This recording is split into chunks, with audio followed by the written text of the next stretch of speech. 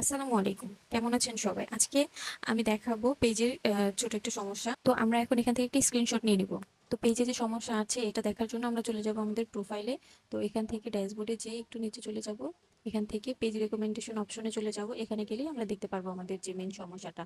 তো এটা কিভাবে সলভ করব? আমরা 3 ডটে গিয়ে তারপর একটু নিচে গিয়ে রিপোর্ট এন্ড সাপোর্টে যাব। তারপরে নিচে যাব। একটু এখানে, তারপরে এখানে ক্লিক করব।